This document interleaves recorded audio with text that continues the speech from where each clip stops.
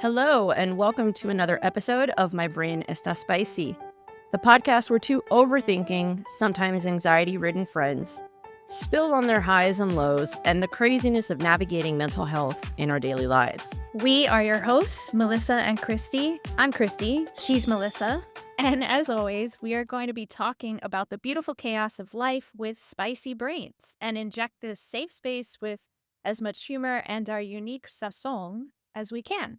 So get yourself comfortable, grab your favorite drink or three, because it's sure to be a super fun time. And just so we're clear, everybody, we are not medical professionals. The views and opinions that we are going to share on our show are for informational and entertainment purposes only. We are not doctors, lawyers, or financial advisors. If you need expert advice in any way, shape, or form, please seek out the proper qualified professionals. Seriously, go to therapy. And with that, here we go. Hi, everyone. On today's episode, you might notice a little bit of a delay between the audio and visual, and we just want to thank you guys for still sticking with us and watching today's episode. This offering on YouTube is new to us, and we're excited to add it to our repertoire for the My Brain Está Spicy podcast. So we just ask for your patience and support as we continue to grow in this new area, and we really hope that you enjoy today's episode. Thanks. Hello, everyone. Welcome back to My Brain Está Spicy. It has been a week. Hell, it's been a 15 minutes. The typical circus that Christy and I just finished going through to get ourselves ready for right now. No. I'm not gonna lie. I thought Christy at one point was going to throw her computer against the wall, but we're here. We figured it out. We're laughing, which is good. Today's episode is definitely much more chill than our last episode. This is going to be much more the speed that you're used to. And I've been looking forward to this episode all week, especially coming off of, like, for the most part, a kind of a bit of a mix of a mentally and emotionally kind of draining week. I was really looking forward to this episode. And then last night, a recent new friend that I made through one of my networking groups, funny enough, right? Because a lot of the times business networking is just business networking, right? But every once in a while you connect with somebody that it does turn into a friendship. Her name is Alexis, very nice. And she had posted about taking advantage of the Lionsgate, right? Right before the full moon on Friday. She did the 8/8 like manifestation, and she did her cleansing, and she used wish paper, which I thought was super cool because she lit it on fire and it went into the air. Nice. And I happened to catch it yesterday, right? So I did miss the Lionsgate concept. But she goes, no, but you didn't miss anything entirely. She goes, it is the full moon today. You do still have an opportunity to kind of do any kind of cleansing or, putting any wishes out into the universe. And I said, oh, cool. And it's been a hot minute since I did one. So I decided, I asked her like some questions like, what do you recommend? What did you bring to mind? And so forth. So my husband and I both did it yesterday. And I don't know what it was. I don't know if it was the mix of the sage that we did earlier during the day, and then going to see our friend's store grand opening, which was really fun to go out and support her. But then doing Palo Santo and then sitting down and journaling, and like truly journaling about everything that we were feeling. And I think that was the pivotal piece that I really enjoyed. And it does play into today's episode because my husband did it with me, which was really nice. And it was like you sit down, and for anybody that wants to do any kind of like manifestation journaling and you want to do it on the full moon next month, earmark this because I really enjoyed this part. So what she recommended is kind of sit for a second, center yourself into the moment, and then journal about everything that you've been feeling at present. Good, bad, and indifferent. And then make a list of everything you'd like to let go of into this new phase, right? Into this new moon cycle. Everything. And be as specific as you can. And then once you've done that, which allows you to kind of clear your energy in a way, Then really think about and journal about what are the things that you would like to attract to yourself? What do you want to welcome into this next cycle?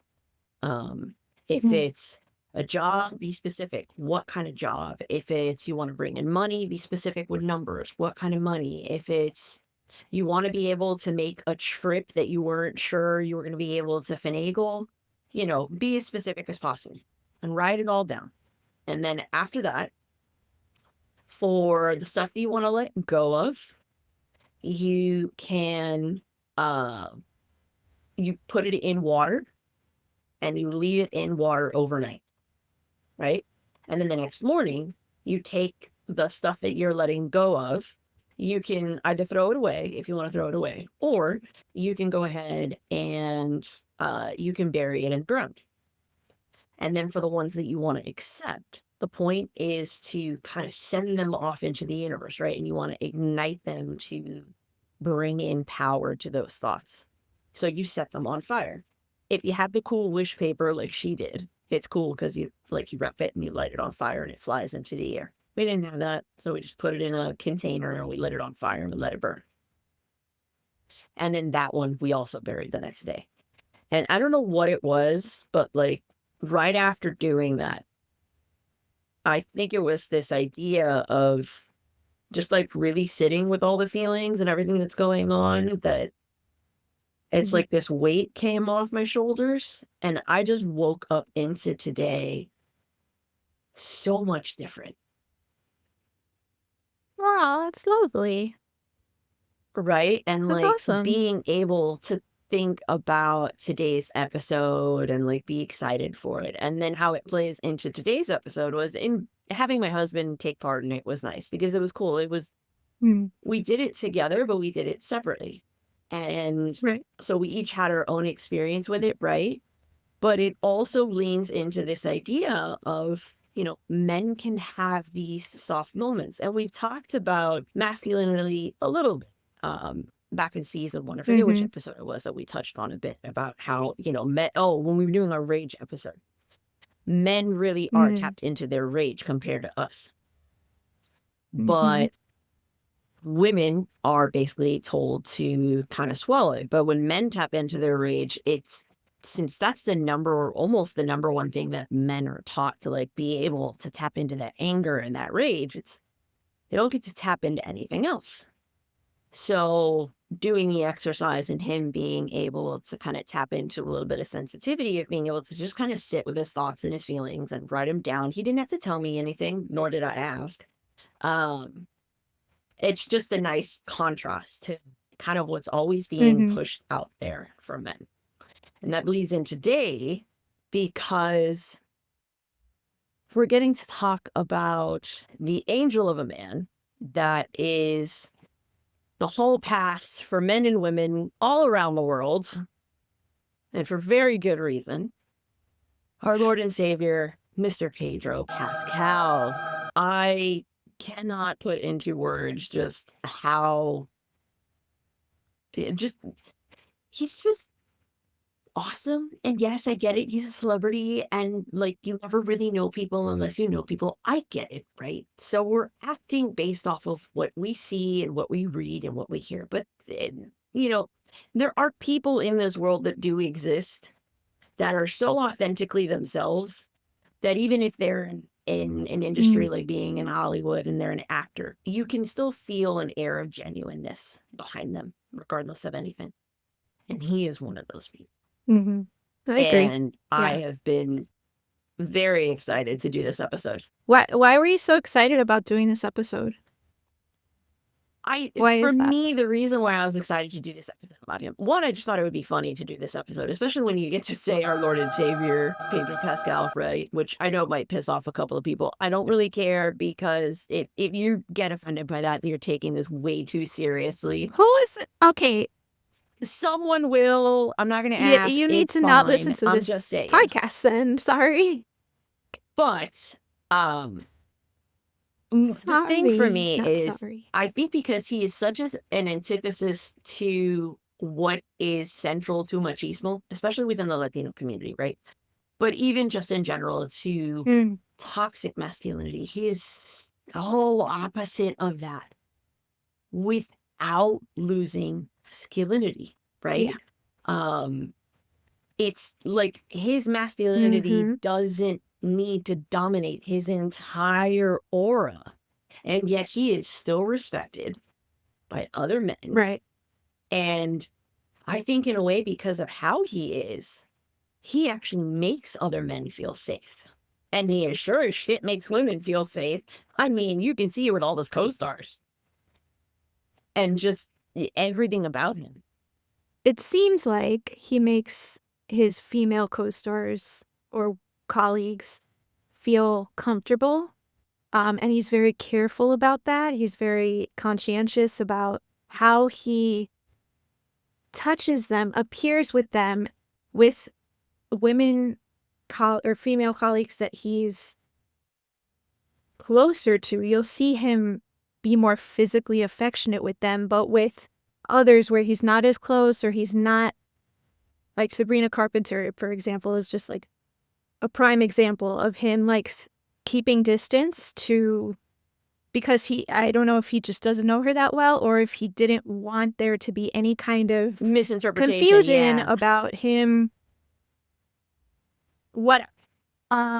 So definitely for the women. I think for the men, it's a little different. It depends how comfortable the men are in their own masculinity. So like fellow co-stars of his, like the fuck is his name? Alexander Skarsgård. Skarsgård, True Blood Skarsgård, that guy.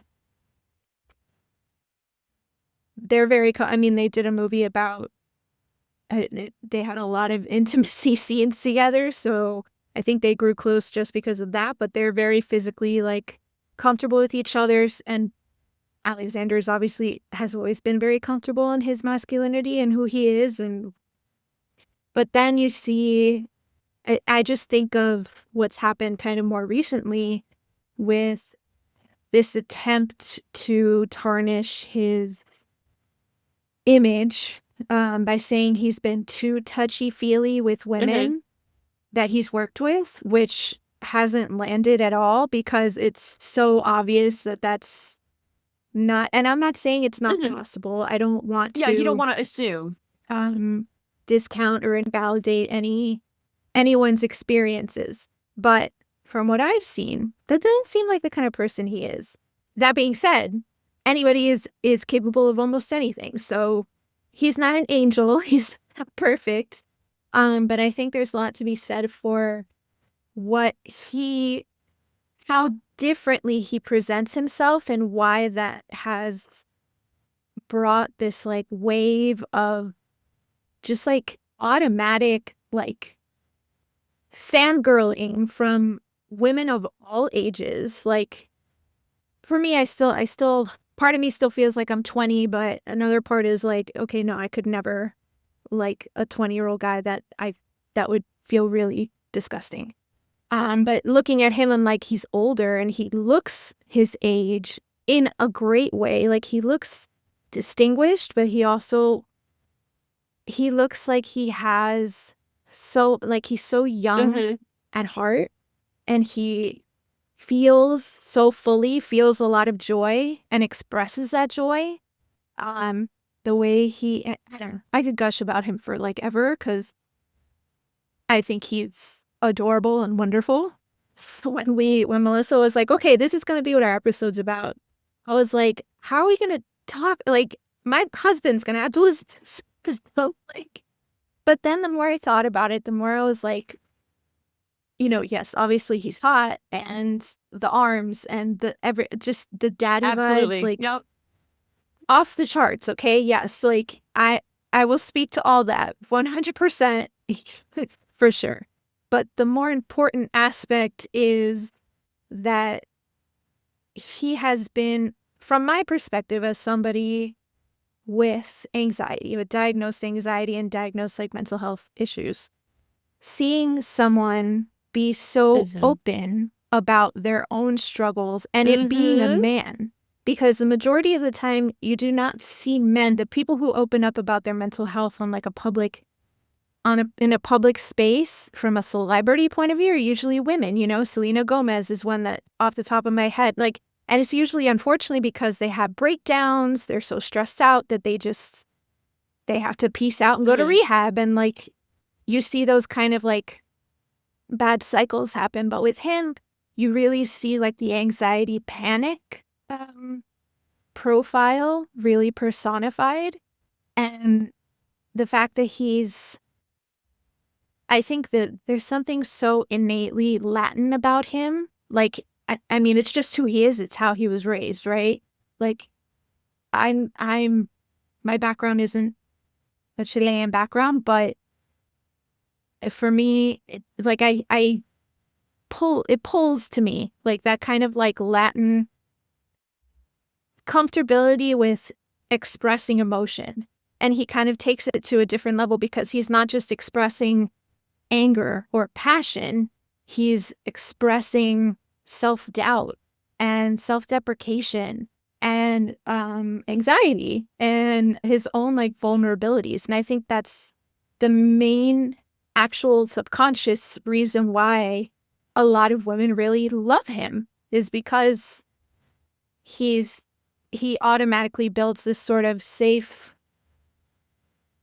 space. I'm going to stop talking because I feel like I've brought up 15 different topics.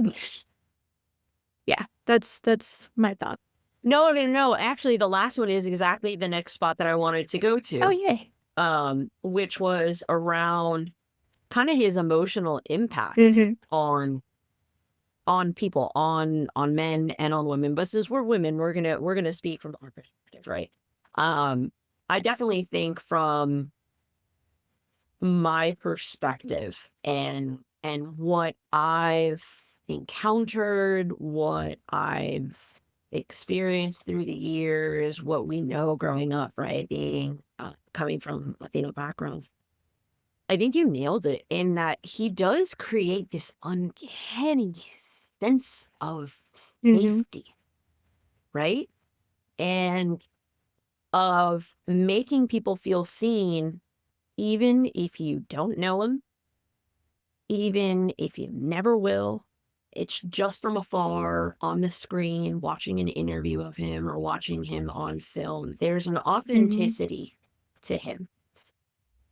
And to your point of how he speaks about his own struggles, I think also how he speaks to his sister's experience. Yes, him being, I think that's another thing that's huge so for him. beautiful. And he doesn't, like, he's able to speak about it in a way where he doesn't lose an ounce of his masculinity, and he can still praise his sister. It speaks to his openness and his compassion in embracing her in her fullest extent, right? How he fights for her, how he fights for people like her. And he's very vocal about it. And speaks to how people should just be treated as people. Who the fuck cares? If you love another woman, go for it. If you love another man, go for it. If you love everybody, go for it.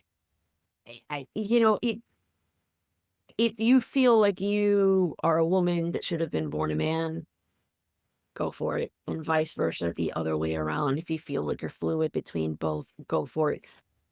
How you live your life, so long as what you're doing isn't hurting other people, literally, physically hurting other people. You are not attacking, you're not encroaching on anyone, you're not doing anything. You're just existing in yourself. There's nothing, nothing wrong with that. And I know that the way that we were brought up within the church and Christianity, that's not the thing. But you know what? This is modern. This is life. I think to a certain extent, the way that I was raised to just love and accept everyone, even if I don't agree or follow what they do, they have a right to just exist and be loved and be accepted and be seen. And he gives that to people in the normal constraints that a lot of people mostly feel comfortable with, as well as within the standards that people that are more open-minded operate in and see the world in and see all the colors. And he does it in a way that is so forthcoming and honest and genuine that I've never felt an air of falseness. Yeah. Like using it as an opportunity for something else. I fully quite on the at to the contrary, I feel like he, especially with her, has really like tried to, with his own like meteoric rise, right? Tried to boost her as well. Like by just kind of pushing her to the forefront and being like, this is my sister. I'm so proud of her and she's amazing. Like I support her 100%. I've never seen a celebrity do that with almost any like maybe Beyonce with her children is the only other example I can think of, maybe. But like, I've never seen that type of outward, like, I'm here, I support, and this is what support is. This is what love is. This is what true allyship looks like. And I think that's just part of what makes him a cool person to, I don't know, to be witness to. Yeah, no, and I think too, it also highlights because you touched on it, where, a lot of times people will show something, right? But they're coming at it because they have ulterior motives on the back, right? And it brings into question, again, how, they're even not knowing him, there's no air of suspicion around him, right? Yeah. He is an example of being genuine on the front, to where I really don't think you could find him in a situation where who he's with wouldn't feel the same way in private. Yeah, it does feel that way. It's hard, like because that's not the case with all men. There are, yeah. You know what I mean? Like there's a lot of men that are so great and charming and lovely out in the wild, right? But behind closed doors, it's a totally different animal. And I think that leads into the next layer regarding like representation, like what you were saying, with Alexander Skarsgård being another one. I think Diego Luna is a great example. What's the other Oscar that he's in the Star Wars movies? Oh my God. Yes, and he looks like okay. Yes. I'm gonna look away from the camera for a second because I gotta look it up. Oh my God. Moon Knight guy. And funny enough, I was Star looking him up Wars earlier today. Oh my God. Oscar. Is it Oscar? Isaac. Oscar Isaac. Hey, There you go. Isaac. Yeah, it's Oscar Isaac. I believe so. Yeah, it is. It is like a new breed of Oscar Isaac. Another example of man, or of masculinity that is suddenly being thrust into a light that is airing a new breed of masculinity that is pissing off so many men from the traditional landscape. Yes. And it is insane to see how savage it is. Very Lord of the Flies, how they're seeing someone of their own, right? I was so glad you got that reference. They are seeing someone of their own, but because someone of their own is somehow just like, everybody's just like fawning over him, and they're like, why? He's a prancer, he dresses like this, he talks about, he's too kind, he's too just over the top with his women co-stars, and he's talking about how he's feeling, and it's exactly like, yeah, because he's a decent human being who's not afraid of feelings. And there's nothing wrong with that. It's like, that's the model that needs to be out there for more and more and more and more. Not only young men that are coming up, but even older men, to realize you're questioning why are women just so comfortable and it's literally fawning over him. And you're like, but no one wants to talk to me, or no one wants to do this. Oh my God. And the loneliness epidemic is because women just hate men. It's like, no. The loneliness epidemic is absolutely 100% self-inflicted, gentlemen. Yes, it is. Self-inflicted. Yes, it is. You treat women like shit, you view them like a piece of meat, they're gonna treat you like shit back. But when you have male representation that is showing the complete opposite, that is showing genuineness, that is showing kindness, just basic kindness and decency, people, of course women are going to be comfortable and open and wanting to feel seen by someone like that, because we don't feel threatened. At what point, what is it going to take for men to realize safety is the number one thing that they need to provide? And if you don't make someone feel safe, they're not going to want to be with you or around you. And if you're a manipulative piece of shit that creates an environment that makes someone live in fear consistently, where that they can never leave, you're even more of a piece of shit, and karma's going to come back and bite you in the ass one way or another in this life or the next. And I hope she's vicious. So I feel like we're in such an interesting time right now, because we're living in extremes in so many different ways. There is almost no middle anymore. It's one extreme or the other. And this is one example of, you have the Pedro Pascals, right? The men who are comfortable in their masculinity, so much so that they embrace their femininity as well.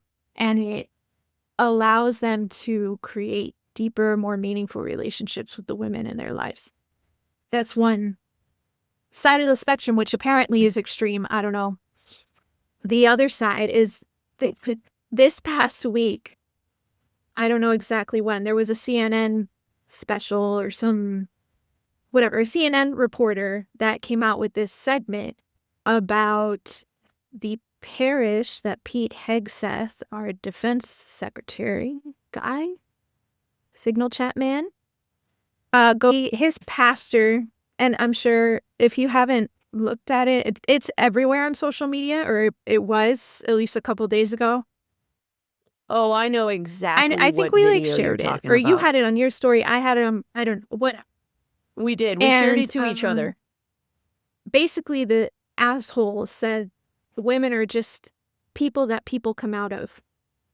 And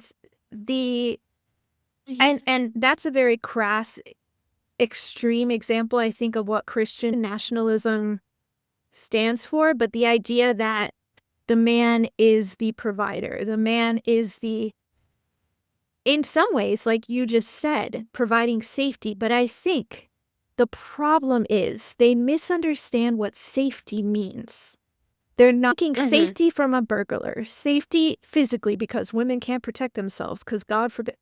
And I'm sorry, that's bullshit. If you've ever seen a mother protect her fucking child from anything, you'll know we can protect ourselves. You are the problem that we have to protect ourselves from. But anyway, that's a whole other.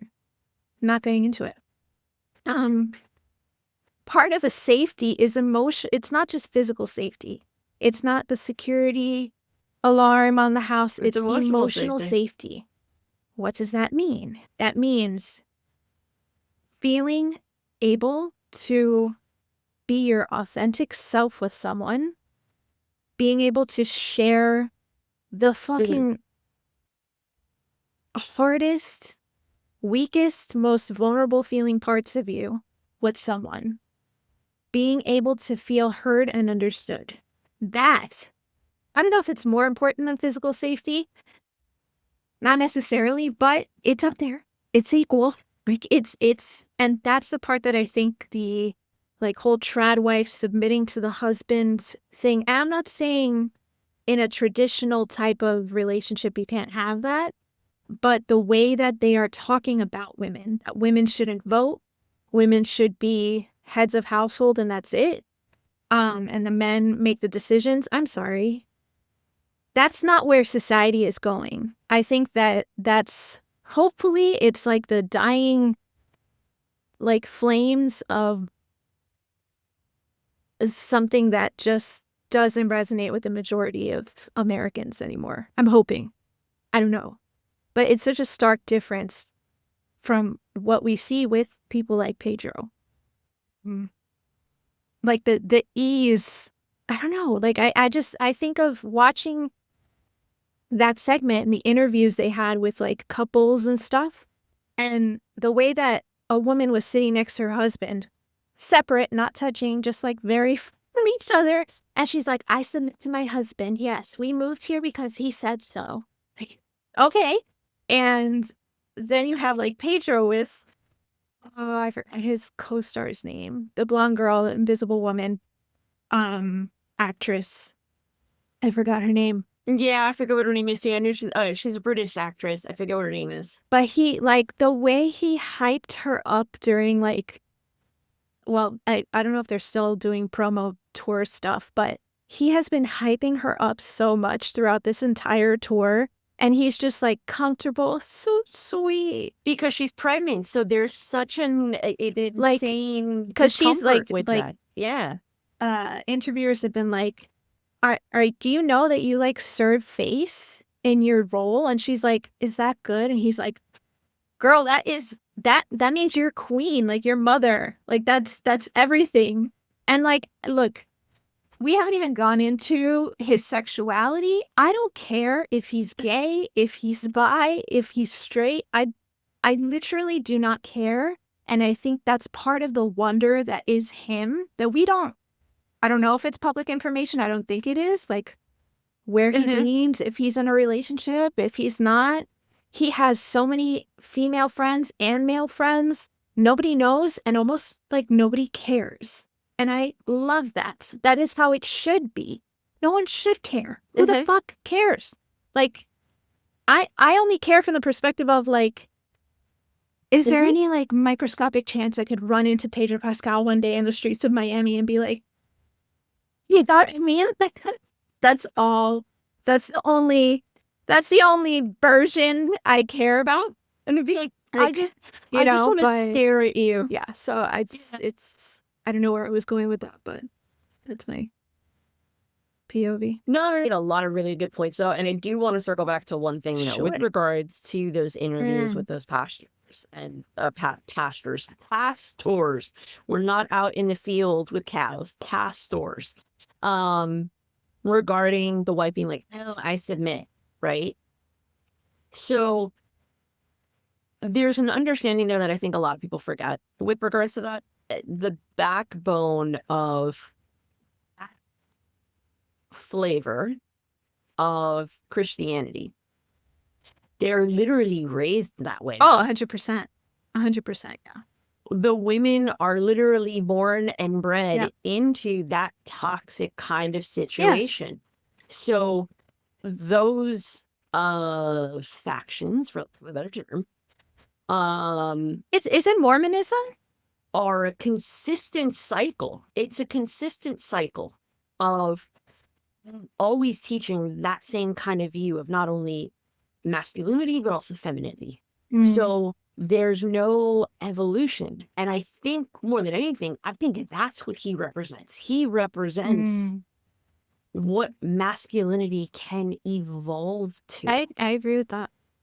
Where you can be comfortable in your feelings and in softness and be genuine about, I struggle with mental health in this area. I struggle with nerves. You may not know it. I fought with it for years. This is what I do to help myself instead of giving into those feelings, right?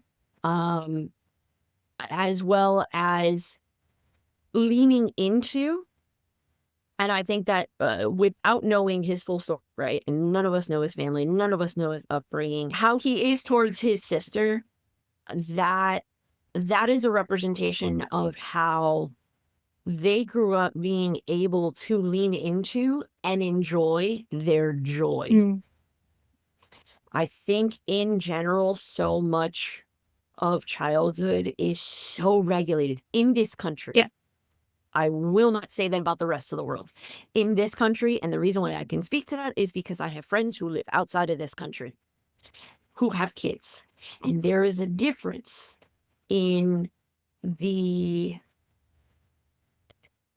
strongholds that childish wonder still has on kids that are not raised here, that kids here in the States don't get to experience the same way. And even more so still within the Latino community, because as a community, we still have a lot that needs to be fixed to break the idea. Because the problem with machismo and toxic masculinity is it's not just the person, it's the system that it represents. It's the women that are raised by it and then marry into it and then raise their daughters and their sons in it, and they don't teach their daughters and their sons to break the cycles of what they know doesn't feel good because they become numb. I can't remember when I saw it, but it had to do with that, how machismo is a system in itself. And it was a video of a grown son watching his mother get yelled at by his father to the extent where it's like the father comes like sliding out of the kitchen, bumps into her, even though he's a short man and she's about his height, but finds a way of like making his body bigger than hers and is yelling and screaming in her face, where it's like his lips are touching the side of her face. That's how close he was. And he was yelling at her. She didn't flinch. Yeah. She didn't get scared when he ran up, right? But then she didn't do anything. There's also no pushback for her. And that's what the breakdown of machismo and toxic masculinity, especially within the Latino community, but even in the non-Latino community, you can see it in American culture as well, in white culture, right? It's there. And it just goes to show how so much of that needs to change. And it begs the question around the concept of representation and his skyrocketing into the spotlight and what he represents and what he shows. What could we imagine culture could look like for the men in our lives, right? Even the ones that are grown, to feel that level of safety, to then little by little kind of be able to break out of their own old systems, but then also the next generation coming up. How to fix that? I mean, And yeah. how does that evolution come to be? I think the only way is through example. So it's gonna take time and generations to do. Like, I know if I were to have a son with my husband had a very specific type of upbringing, and he, because of what he experienced, he would ensure that it doesn't matter if it's a son or daughter, but since we're talking about masculinity, ensuring that child feels seen, heard, understood, and feels comfortable expressing all the ranges of emotion, whether it's crying or laughing. The joy piece, at what you said about children feeling joy and how much longer they get to hang on to it if they're in developed countries that aren't this one. I think a lot of that is, I mean, obviously there's variables across the board, but I feel like in a society where there's more, where the standard is more of a Pedro and not of pastor saying women are people that people come out of. I think you actually start seeing more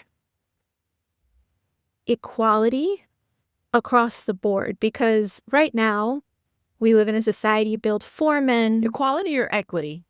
Both. We'll get there. So Okay. right now, the lion's share of childcare is on women. Bar none. Like it's I'm not saying dads don't help. Dads haven't evolved. They have, and it's been a good trend. But our systems are for men by men. And because of that, we don't have things like universal childcare, universal healthcare for children. I mean, name it, right? Like all free education, free pre-K, free lunches, things that a developed country should have. You would think, but apparently I'm a socialist. So. But anyway, I think men who embrace both their masculine and feminine, who are comfortable in that, in touching both sides, are able to touch more of their empathy and see more of other people's struggles, including the women in their lives. And that's when we would start getting ultimately more legislation to improve our lives. Like, I think truly, like at the end of the day, down the line, the more diversity of thought you have, the more perspectives that you can get on something, the more likely it is that you're going to have a less homogenous set of regulations or laws that rule how we live every day. Right now, everything is... Which bleeds into everything. Exactly. Like, it's just, agree. it seems really silly and small, right? That we're talking about a celebrity that is handsome and popular and, you know, yes, he's kind of like dances the line between masculine and feminine and is really comfortable in his own skin and all that stuff. But he represents something much bigger. I think that's what it is more than anything. Yeah. Sorry to interrupt. I think that's what it is more than anything. I don't think it has anything to do whether or not he dances the line of anything. I think he's just comfortable in his skin, period. And so many people are unfortunately subjected and raised in environments and societies, neighborhoods, cultures, schools, again, here in the States, I can't speak for everywhere else, where they are forced to hide parts of themselves away, and then some people hide them away for so long that they never fully embrace themselves and get comfortable in their own skin, the good parts and the bad parts, right? Which plays into mental health and being exposed to mental health earlier than later. And the idea of mental health. Like the idea of exactly. If you, which is that's another topic we're going to touch. That is another topic we're going to touch later this season, and we're really excited about, because I think that's a whole nother onion that we got to peel, right? To dig in deeper as far as like how mental health is handled specifically within the Latino community. So I don't want to dig into that too much. I don't want to steal all those gems for what that episode's going to sound like. Well, I guess I actually... But yeah, I agree. I had a thought now. I mean, it's kind of... It's not a tangent, but it's kind of... It feels related. The idea behind toxic masculinity and what consequences it has on men. And I think one of the symptoms we see of it is the ongoing, relentless, nonstop mass shootings that happen in this country. Like, and overwhelmingly by men. Yep. Most of them white men, but overwhelmingly men. Like there's a part of an equation that's broken there. And I think it's a mental health piece, that there's something really important about, like, follow me here for a second, but there's something really important about crying. Crying regulates your nervous system. When something is off and you choose to cry, it does something. It releases something. It does a lot to your body to help it process whatever the fuck is going on. If you don't cry, you hold it in. Because not only were you discouraged from it, but if you do it, it's going to be, somebody's going to look at you weird, or you're not going to be a man anymore. I don't know. Like all the shame that comes with crying as a man, right? Like traditionally, both in the Latino community and outside of it. Imagine years, a lifetime of holding the energy. When I cry, I feel my whole system change. Like it changes. Like so something goes on.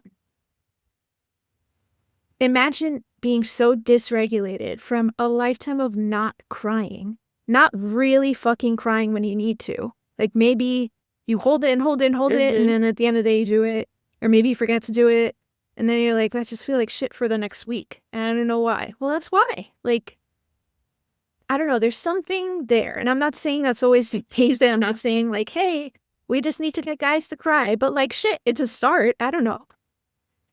Can we try it? No, but I completely agree. I completely agree. And that brings me into my last point that I wanted us to touch on for today. And it kind of bleeds into like what you had mentioned about if you were to have a kid, have a son specifically with your husband, which I know you guys have chosen to be child free as of now. So with my husband and I, it's one of the reasons why we always get along, because we both Does that mean if I know, have a kid, we're not going to get and along? like we no, of course we are. What I mean is in the I know what sense you mean. of our lives are moving in very parallel paths. So there's not a disconnect with, oh, someone's got to go take care of the kid. And that's not saying that's bad. I'm just saying that I get it. you're just in different paths. Yeah. That's all. So that being said, with what he represents and how he has come to be, and having that representation hopefully multiply a million times over, right? I hope so. My last two questions, or my last question is, how do you feel your view of love, safety, and community from men would be different had we had the opportunity of having grown up with representation that looked more like him versus the toxic masculinity that we have come up in? And I'm not saying that our fathers were toxic. I'm saying the general concept that is toxic masculinities that has been very prevalent in this country for generations upon generations. Damn. I think it would have made the beginning of my adult life different. Maybe I don't know if I would have landed in the same place I landed, but I followed a path when I was in my early 20s, ultimately looking for a partner that was a lot like my dad, or like the men in my life at the time. And that was not a good idea, because it's how I found out I didn't align with any of it, really. So it's probably that's a big question. I feel like why don't you answer it first? You thought of it. I feel like you already have an answer if you thought of the question. Now let me think about it. And not really that I have an answer. I feel like the answer is going to develop as I talk about it. But what I would say is, I feel like our world would be a lot softer. I feel like how I move through the world, I feel like it would feel softer. Yeah. It would feel less scary, less angry. Yes. Not only within myself, Yes. right? I think also just in general, like there is, and again, this doesn't exist everywhere, but there is a level of fear that we as women walk through the world here in this country. Yeah. Whether you are cognizant of it or not, you still walk through it because we're raised to walk through it. Like I was raised, always be aware of your surroundings. Never fill up your gas late at night. Yeah. Always watch what you're doing. Yeah. Walk to your car. If you're walking through a parking lot, make sure you park next to a light and walk with your keys in your, like, from a little kid. Yeah. I still have that fear. Same. That fear even permeates into my own house. I hate being alone. Same. I've hated being alone since I was a little Same. girl. Like, I lived in my entire life, I have only ever lived on my own for an entire year. Same. It was right after my breakup. Before I met my husband, it was a year before him that the breakup happened. And it took me months to feel comfortable sleeping in my own home by Yeah. myself. I don't. Months. Every little creak, my AC unit makes a weird noise. Something hits the window. I'm instantly afraid. And I still feel that way. A small part of me misses that independence and that security that I eventually found in myself after a while.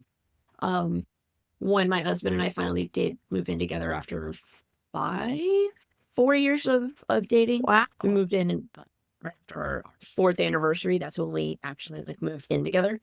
That's a long time. Because I told him from the beginning. Well, because I told him from the beginning when we moved in, I'm not going to play house forever, right? We still played house for a lot longer than I think I would have wanted originally, but in the end, it was needed because we both had a lot of growing up to do. So it was fine. But anyways, getting off track. I miss that sense of security that eventually I came to feel comfortable in. But it just goes to show how by bringing in and raising softness and compassion and more kindness into men to understand the safety and security within themselves, it will come out into the world, into their own kids, and the next generation would make a difference. Perfect example for me. My dad is not a touchy-feely, lovey-dovey kind of guy. He has his own ways of showing love, but he broke certain norms that he was raised in from his own traumas, from his own childhood, even if he'll never admit it. He did. To where it allowed my brother and I to grow up the way that we did, and my brother to be who he is today. Someone who leaned into his softness, leaned into realizing he had his own mental health struggles. It's because of him that I felt safe once the time came to start digging into my own mental health situations. He was the example that allowed me to feel comfortable to be able to go because he talked about it within the family. And it's like he made it okay, right? And he's going to be a dad soon. Very excited. And it's going to be so cool to see even what he takes from how he grew up and what he wants to change and do differently with his son. Because I don't know if I knew it was a boy. And I'm so... yeah, they're going to have a little voice. So he's an example of what this next representation, this next generation of dad needs to look like, right? And then what is his son going to bring coming after that? You know what I mean? And I don't know if I answered the question, but I think like so. I said, the answer was going to evolve as I You went. did. So that's what came I think to me. that's so. And once you started saying it, I was like, oh, okay. Like now, I understood the question more as you were answering it. I completely agree. Like a world for softness, yes, but even more the things that are missing from my life because of how I was raised and how I developed and the severity of my parents are very serious people, but my dad is very serious. Like, he's just a very, and he doesn't think he's a very serious person. And he, like, in his joyful moments, he's not. But for example, I've never seen my parents wasted, never. Like, and I've been to many weddings with them. I've been to parties with them. Never seen it. They don't lose control. You know what I mean? Like, they don't Roll. let go. They don't do ease and rest. I've said this before on this podcast, but I think if there's something very specific about Latino men who have been immigrants, that, especially to this country, but that experience in general, there's this sense of the work is never done. And that Okay. lives in my blood. That comes from my grandparents, from my dad's dad. He never stopped working. When he did, he rested, and he rested good. But I don't think he taught that to my dad. I don't know if my dad missed the lesson. I don't know what happened. Or maybe my dad just really enjoyed the success he had, and I totally get that. So he kept wanting to more, and that's his whole world. So like, why am I gonna stop? So for me, like, even now I'm living with them, and one of the things I do that I love to do is playing video games. I love playing video games. I do. I'm a gamer person. But like, I just feel it. Like, I'm playing a video game in the living room, and like, he passes by, and I'm just, in my head, I'm like, he thinks I'm being lazy, because I was always told that as a kid. Anytime I wasn't like doing homework or at school or doing whatever dance stuff I was doing, it was, why are you being lazy? Why aren't you doing anything? You should help around the house. You should do this and this and this and this and this. Like, it was never okay to rest. And so, in agreement with you, I think the lack of softness, of stopping and validating, and at least for me as eldest daughter, I was taught to fear being alone, for sure. Like, I remember, I think I was like in 8th grade. No, I was in junior high. I remember my mom being like, no, you can't stay by yourself. And I was like, but I don't want to go to my brother's like soccer practice, because all I would do is sit in the car and like do my homework. And I was like, I don't want to do that. Like, I just want to do my homework at home and listen to music and whatever. Not allowed. And I was like, why? You don't know what's going to happen when you're alone. And that lives in my brain so hard. Oh God, I know that feeling. And when I had to live by myself in New York for school, I was so adamantly afraid. Like, I was so afraid of being by myself because of this fear that had been slowly, like, just like reinforced and reinforced and reinforced. When I finally went away to grad school, and I was like sitting in my little grad school like apartment, I was like, I feel 0% safe. I don't feel safe in my body. I don't feel safe in this place. So I would basically like visit my boyfriend at the time. Like, I basically lived with him and had my own apartment that was not used. Like, it was wild. It's just, and I would go like visit my grandparents because they were nearby, and I would stay with them over the weekend or whatever. Like, all the routes I could take not to be by myself, I took, because I wouldn't sleep. Like, I would try, but I wouldn't. I was unable to. And to this day, I do not like being by myself. Like, I just don't. And yes, I 1000% blame the patriarchy, because like, it's that's not normal. I shouldn't be afraid. And yeah, I think we as a society in this country deserve more for ourselves and for the future. I think I'm hoping. It's hard because you see like future generations of kids going either way. Like you see young men that are like lovely and open and understand. And my younger cousins are just like lovely humans, and they're so like empathetic and like open and understand. I'm like, oh my God, yes.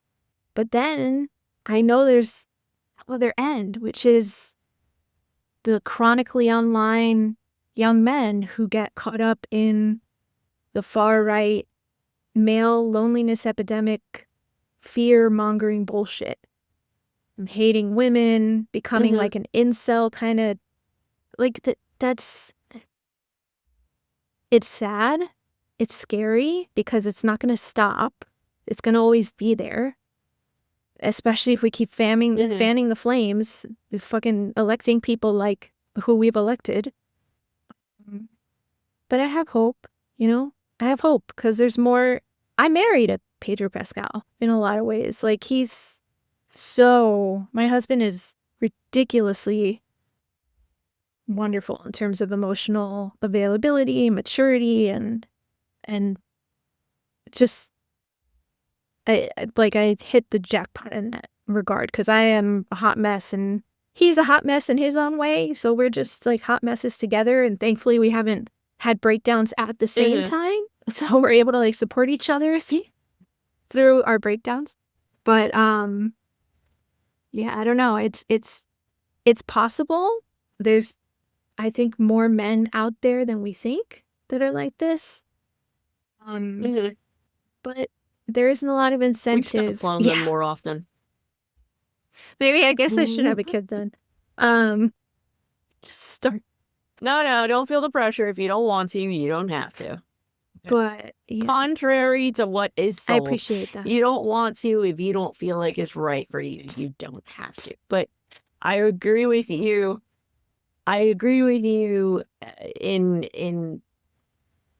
In having the hope. I think too, it's also the concept of men just being open to growth and to change. Yes.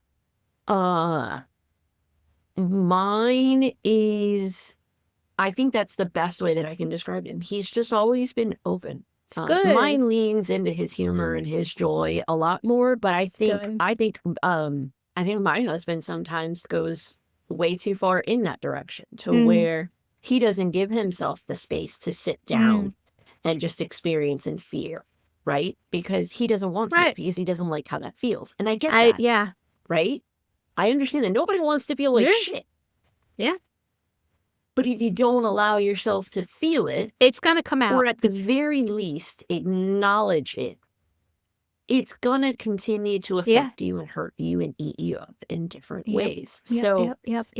I think just having the openness to growth and to change, and to softness is a huge thing. And that's one thing that I appreciate so much about my husband in that sense. He has given himself that space to grow in his own ways. That's awesome. I think I will give myself a bit of credit in this sense because I am so open. Well, yeah, like sometimes taking in a good and a bad way. Mostly in a good way, right? Mostly in a good way. But sometimes I'm a bit too far. I've learned to kind of, like, my growth has been how to be able to have that balance and kind of rein in a little bit, right? So that's where he's a great counterweight to me in that sense. That's one thing that a lot of people always tell me, or make a comment of about. They're like, you guys really just, you blend really, really well with one another and you counter each other in the right ways. And the other thing too is it's just, you can tell the two of you are just comfortable with one another. And I think that's another thing. That's another layer that we can touch on in another episode, but I'll just name it here. It's too often one of the sad realities within relationships, within heteronormative relationships. So I will say that. I can't speak to the dynamics of same sex. So I'll only speak to what I'm aware of within heteronormative relationships, in that a lot of people don't know how to be comfortable with one another. So true. And if you can't have comfort, there is just something that you'll never be able to fully engage in a way if you can't have comfort. Yeah. I've got a really, really good family friend. Her name is Terry. I don't know if she'll ever listen to this episode. But when I think of that concept of what it means to view a relationship and see two people that are just so comfortable and in tune with one another, it doesn't mean that there aren't struggles. It doesn't mean that there aren't things that are great and so on and so forth, right? That still exists. But that air of comfort, she has that with her husband. And I know she has that with her husband because I can see how her daughters are with him. And who one of her daughters, her oldest daughter, who she married, and how she is with her husband, and that air of comfort that she was raised in, now carried into the family that she's creating with her husband and their kids, right? Like, to develop that sense of safety and security and joy and comfort with another person, it permeates out into the world, thus creating the environment that we need. But anyways, we've reached the end of our episode, folks. Thank you all so much for joining us for this episode. I really enjoyed this conversation. Truly, I really, really did. I think that this is going to be a really good indication of the other topics that we're going to be talking about this season. We've got a couple of guests lined up for a few of our episodes, and I'm really excited.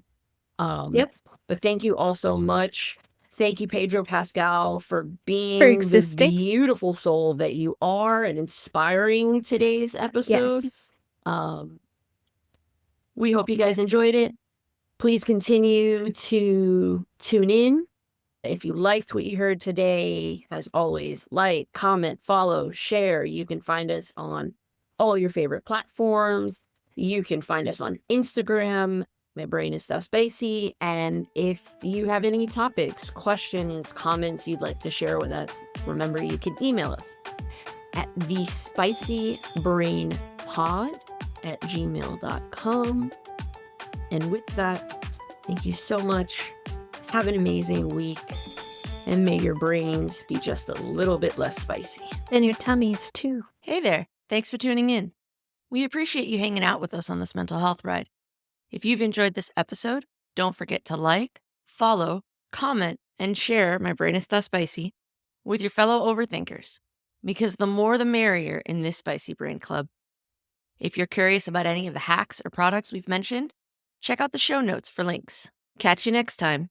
And until then, may your brain be just a little bit less spicy.